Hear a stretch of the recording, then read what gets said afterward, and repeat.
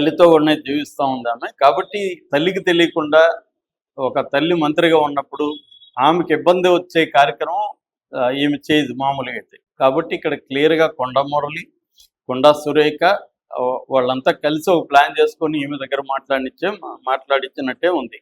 So అందుకని ఇప్పుడు ఆమె మీద చర్య తీసుకోకపోతే కాంగ్రెస్‌కి, ముఖ్యంగా రేవంత్ రెడ్డికి ఇబ్బంది. ఎందుకంటే రేపు ప్రతి ఒక్కరు మాట్లాడడం మొదలు పెడతారు ఓపెన్‌గా. ఆమెకేమన్నా ఉంటే మాట్లాడాలి, లోపల మాట్లాడాలి.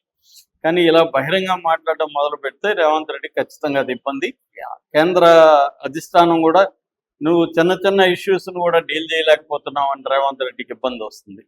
సో అది అందుకని రేవంత్ రెడ్డి చాలా పట్టుదలగా ఉన్నాడు. ఎందుకంటే ఆల్రెడీ మహేష్ కుమార్ గౌడ్ కూడా మేము ఒకసారి క్షమించాము ఆమెని, రెండోసారి కాపాడలేము అని కూడా నిన్న స్టేట్మెంట్ ఇచ్చాడు.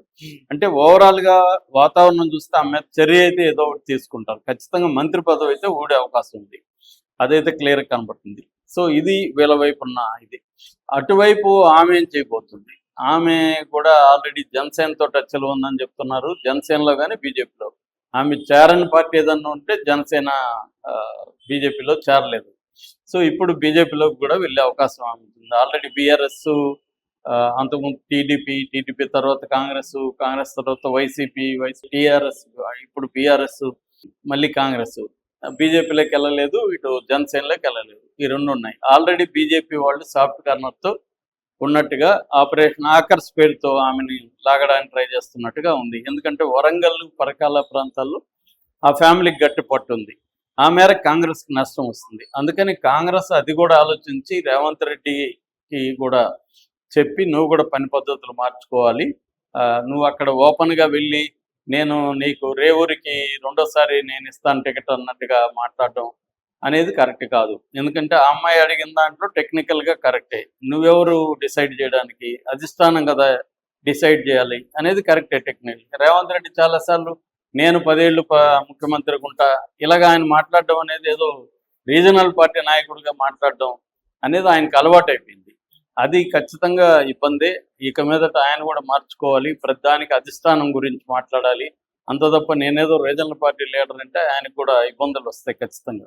ఎందుకంటే ఇది నాటే రీజనల్ పార్టీ లీడర్. అలాగే వాళ్ళ తమ్ముళ్ళకి సంబంధించి ఎక్కువ ఇన్వాల్వ్మెంట్ ఉందనే విమర్శలు కూడా వస్తున్నాయి. దాన్ని కూడా ఆయన మార్చుకోవాల్సి ఉంటుంది. ఎందుకంటే ఇంకా 2 ఏళ్ళ పీరియడే ఉంది. ఈ 2 ఏళ్ళు ఆల్రెడీ ప్రభుత్వ వ్యతిరేకత ఎక్కువగా పెరుగుతూ ఉంది. ఇప్పుడు కానీ పార్టీ వాళ్ళు ఐక్యత లేకపోతే ఇబ్బంది అవుతుంది. At the same time Revanth రెడ్డిని మార్చే పరిస్థితి అయితే అధిష్టానం అంత సాహసం చేయదు. ఎందుకంటే రేవంత్ రెడ్డి ప్రధాన కారణం కాంగ్రెస్ ఇక్కడ అధికారంలోకి రావడానికి. అలాంటి వ్యక్తిని ఇప్పుడు మారిస్తే ఖచ్చితంగా కాంగ్రెస్ నష్టపోతుంది. అందుకని ఈ క్రైసిస్ని మినిమైజ్ చేసి, నష్టాన్ని మినిమైజ్ చేసి చర్యలు ఎలా తీసుకోవాలనే దాని మీదనే ప్రధానంగా ఆధారపడింది కాంగ్రెస్ పార్టీ. పెట్టిన ప్రధాన ఉద్దేశం అమెరికాకి తన పర్యటన క్యాన్సిల్ అయింది. కేంద్ర ప్రభుత్వం ఆయనకి పర్మిషన్ ఇవ్వలేదు. దాన్ని వ్యతిరేకిస్తూ ఆయన పెట్టాడు. అయితే ఈ క్రమంలో విలేకరులు ఈ విషయం కూడా అడిగారు, కొండా సురేఖ విషయం. దానికి సంబంధించి ఆయన నేను దాని గురించి మాట్లాడాను. ఎవరైనా క్రమశిక్షణకి లోబడి ఉండాల్సిందే, క్రమశిక్షణ సంఘం అధిష్టానం చూసుకుంటారు, నేను దాని గురించి మాట్లాడను, మీ ఊహాగానాల ప్రశ్నలు నాకు వేయించండి అని లేచి వెళ్ళిపోయాడు. సో అయితే రేవంత్ రెడ్డి ఆల్రెడీ కొండా సురేఖకి వ్యతిరేకంగా గేమ్ మొదలు పెట్టినట్టుగా మనకు అర్థమవుతుంది. ఆ గేమ్లో నెంబర్ 1 స్టెప్ ఏంటంటే కాంగ్రెస్ ఎమ్మెల్యేలు 16 మంది ప్లస్ ఎమ్మెల్సీలు ఇద్దరితో సిఎల్పి హాల్లో మీటింగ్ పెట్టించి వాళ్ళకి ఈమెకి వ్యతిరేకంగా మాట్లాడడం, ఈమె మీద చర్య తీసుకోవాలని డిమాండ్ చేయడం.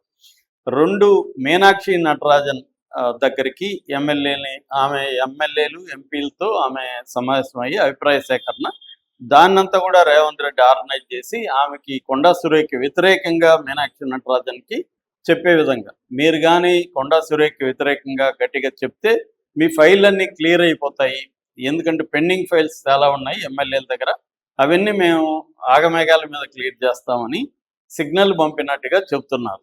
ఇది ఎంత నిజం అనేది మనకు తెలియదు. ఆ 16 మంది ఫైల్స్ ఆల్రెడీ క్లియర్ అయిపోయినాయని, మిగతా వాళ్ళు కూడా ఈమెకి వ్యతిరేకంగా మాట్లాడితే క్లియర్ అయిపోతాయి అనేది ఒక ఇది చెప్తున్నారు. అంటే అర్థమైందంటే పార్టీలో మెజారిటీ ఎమ్మెల్యేలు, ఎంపీలు, ఎమ్మెల్సీలు, ఇతర నాయకులు కొండా సురేఖ మీద చర్య తీసుకోవాలి అని డిమాండ్ చేయగలిగితే అప్పుడు అధిష్టానం చచ్చినట్టుగా కొండా సురేఖ మీద చర్య తీసుకుంటుంది అనేది రేవంత్ రెడ్డి ఉన్న అభిప్రాయం అని చెప్తున్నారు. ఎందుకంటే ఎవరు కూడా ఇంత గట్టిగా మాట్లాడలేదు. మునుగోడు ఎమ్మెల్యే కోమటిరెడ్డి రాజగోపాల్ రెడ్డి మాట్లాడుతున్నా అది పెద్దగా జనం కూడా సీరియస్గా తీసుకోలేదు. ఆయన ఏదో మాట్లాడుతుంటాడు అనుకుని వదిలేశారు. కానీ ఈమె విషయంకి వచ్చేసరికి వీళ్ళ కూతురు చాలా దారుణంగా మాట్లాడింది. స్పెసిఫిక్గా రేవంత్ రెడ్డిని టార్గెట్ చేసి వాళ్ళ బ్రదర్కి ఒక డొల్ల కంపెనీకి 200 కోట్లు అప్పనంగా కట్టబెట్టాడని చెప్పింది. ఇది చాలా సీరియస్ అలిగేషన్. ఎందుకంటే ఇదే అలిగేషన్ బీఆర్ఎస్ చేస్తుంది, బీజేపీ చేస్తుంది. సొంత పార్టీ, అది కూడా సొంత మంత్రి కూతురు ఇలా చేయడం అనేది చాలా ఇది. మన తీన్మార్ మల్లల్ లాంటి వాళ్ళు ఏం ప్రశ్నిస్తున్నారంటే, సరే ఈమె కూతురు మాట్లాడింది కాబట్టి ఆమె మీద చర్య తీసుకుంటాం అంటున్నారు. మరి మునుగోడు ఎమ్మెల్యే వెంకటరెడ్డి కోమటి రాజగోపాల్ రెడ్డి మాట్లాడితే వాళ్ళ అన్న కోమటి వెంకటరెడ్డి మీద ఎందుకు చర్య తీసుకోవట్లేదు, ఆయనకి ఎందుకు ఇవ్వలేదు అంటున్నారు. కానీ అక్కడ అది డిఫరెంట్. ఎందుకంటే ఆయన అన్నమాట కూడా వినే ప్రసక్తి లేదు. ఆయన నియోజకవర్గం వేరు, ఆయన వ్యవహారం వేరు.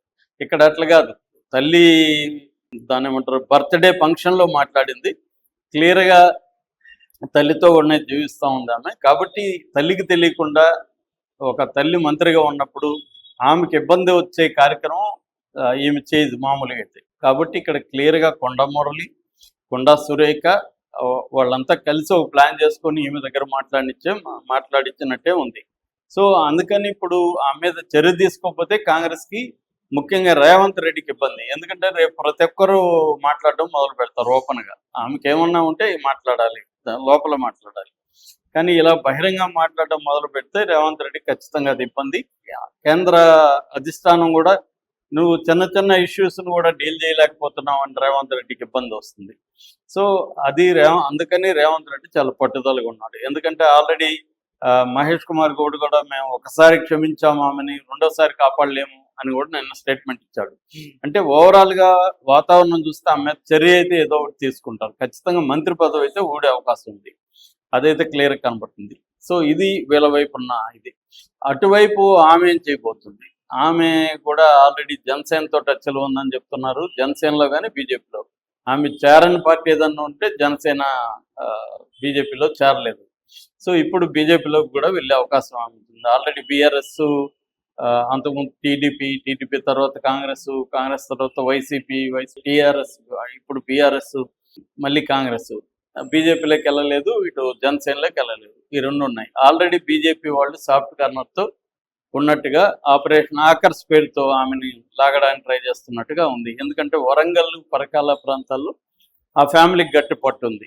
ఆ మేర కాంగ్రెస్కి నష్టం వస్తుంది. అందుకని కాంగ్రెస్ అది కూడా ఆలోచించి రేవంత్ రెడ్డికి కూడా చెప్పి, నువ్వు కూడా పని పద్ధతులు మార్చుకోవాలి, నువ్వు అక్కడ ఓపెన్గా వెళ్ళి నేను నీకు రేవూరికి రెండోసారి నేను ఇస్తాను టికెట్ అన్నట్టుగా మాట్లాడడం అనేది కరెక్ట్ కాదు. ఎందుకంటే ఆ అమ్మాయి అడిగిన దాంట్లో టెక్నికల్గా కరెక్టే. నువ్వెవరు డిసైడ్ చేయడానికి? అధిష్టానం కదా డిసైడ్ చేయాలి అనేది కరెక్టే టెక్నికల్. రేవంత్ రెడ్డి చాలాసార్లు నేను 10 ఏళ్ళు ముఖ్యమంత్రికి ఉంటా ఇలాగ ఆయన మాట్లాడడం అనేది ఏదో రీజనల్ పార్టీ నాయకుడిగా మాట్లాడడం అనేది ఆయనకు అలవాటు అయిపోయింది. అది ఖచ్చితంగా ఇబ్బందే. ఇక మీదట ఆయన కూడా మార్చుకోవాలి. ప్రతిదానికి అధిష్టానం గురించి మాట్లాడాలి. అంత తప్ప నేనేదో రీజనల్ పార్టీ లీడర్ అంటే ఆయనకు కూడా ఇబ్బందులు వస్తాయి ఖచ్చితంగా. ఎందుకంటే ఇది నాటే రీజనల్ పార్టీ లీడర్. అలాగే వాళ్ళ తమ్ముళ్ళకి సంబంధించి ఎక్కువ ఇన్వాల్వ్మెంట్ ఉందనే విమర్శలు కూడా వస్తున్నాయి. దాన్ని కూడా ఆయన మార్చుకోవాల్సి ఉంటుంది. ఎందుకంటే ఇంకా 2 ఏళ్ళ పీరియడే ఉంది.